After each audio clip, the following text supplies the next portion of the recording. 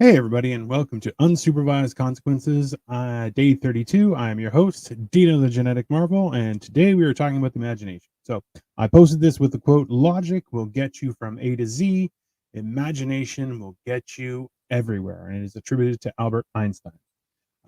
So, what I've been doing here has been in my first part of the series was I was talking about the different things that I learned going through the process of going from over 450 pounds to under 290. Now I'm under 280. I'm at 277 the other day. And, I'm progressing. I'm trying to duplicate that success now after I fell off the wagon, jumped on the wagon. I'm not sure. Whatever it is. Hey, Mick, welcome back. So in this now, I'm just trying to expand on that knowledge and keep on progressively getting worse. A lot of people are new here, so it's one of the things I've been doing is trying to learn how to do a chin up, which I show my progress daily, and I post it live on all social media as well. So today we were talking about the imagination. I'll be honest with you guys. I've been fat forever. There was a short time when I was 19 that I lost 90 pounds, and I went down from 330 to 242 and then proceeded to gain it all back and then a whole lot more. Um, but aside from that, I've always been a bigger guy. And I'll tell you that I thought about being thin on like, oh, what I could do. And then I was like, why bother? And I'll tell you, this hasn't been as difficult as I thought it would be. I think it's very different from what I thought it would be.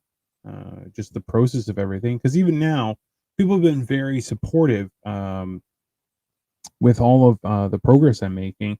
But at the same time, uh, it's like I still have a long way to go. Right. So right now, as I said, I'm 278 pounds and I need, like, I'm still way too big. One of the goals that I have is to do a chin up unaided, and that is interesting so far. It's not a bad journey that I'm on, but it is something that I never expected to be able to do even at this weight because it's still quite big. Um, but that being said, you know, we're convinced that things have to make sense, things have to be reasonable, things have to be understandable.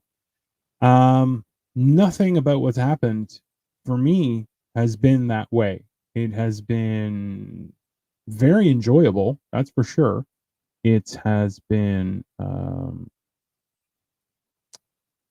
not unreasonable either. Like it's just been a slow process and making that commitment and to consistency to keep on trying every single day.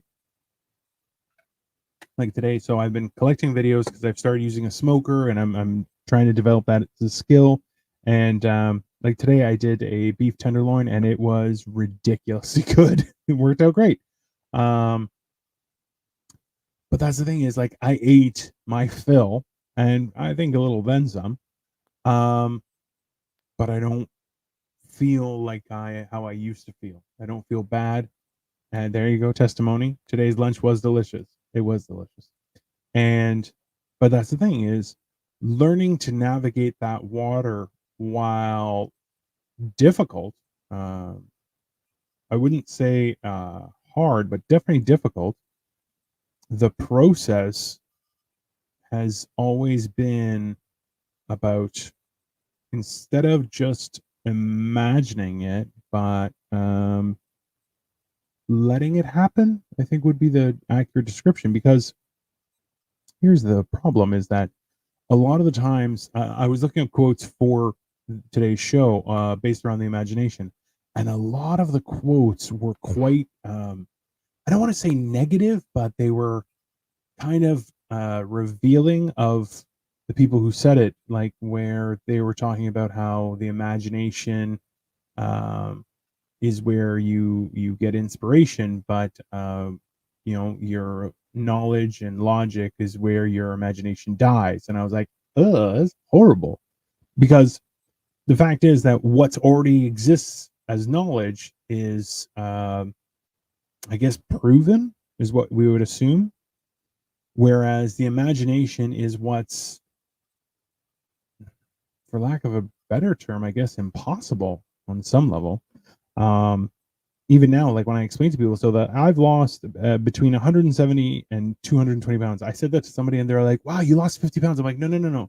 I've lost between 170 pounds and 220 pounds. I can't confirm that I was 500 pounds. I can confirm I was over 450. And they were like, that's a person. And I'm like, yeah, I've lost a person worth of weight. Like a grown adult man, I've lost that much weight. Um, it's weird because that's unheard of, right? Like the only time that you in general hear about that is somebody who's had surgery or is sick, or you don't hear it in a good way. So going through this, I feel excited about it, that I'm like, hey man, I'm doing something incredible.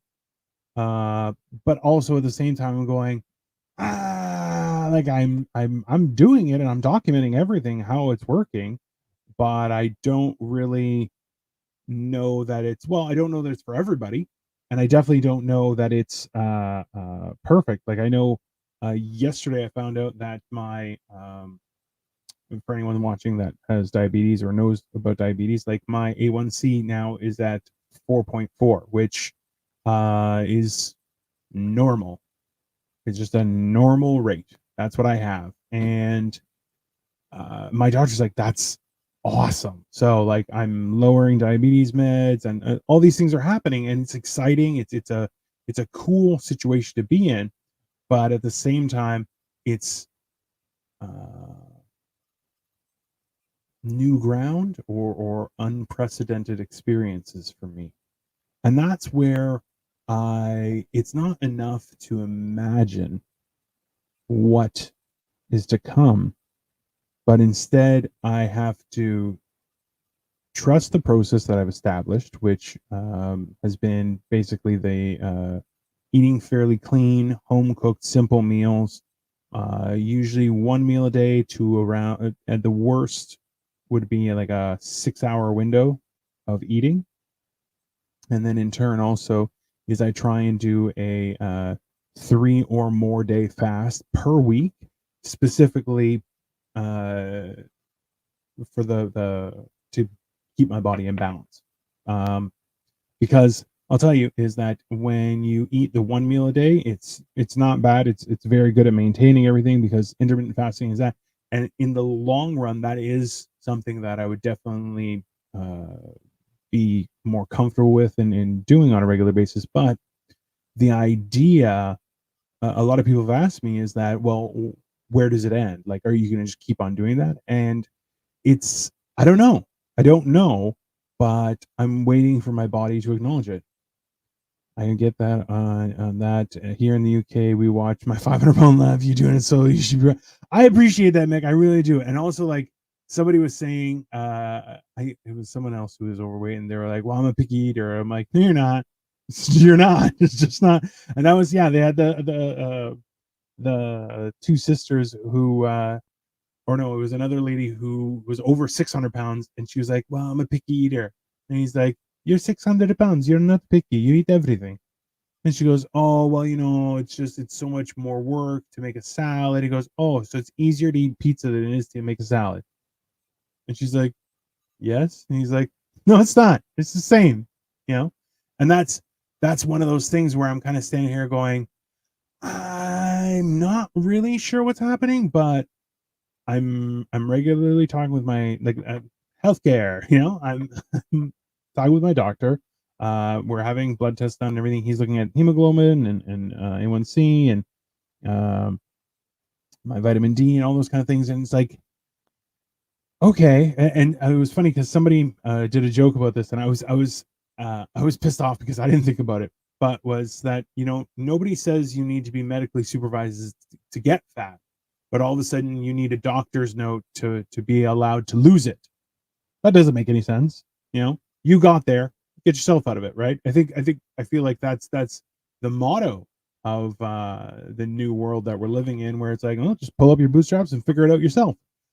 I can't say it's not a bad idea. I can say that it's a hard thing to experience, but you know, documenting it to hold myself accountable on a regular basis, combined with showing my progress and forcing that level of consistency on myself, is a huge benefit uh, as I step forward, you know?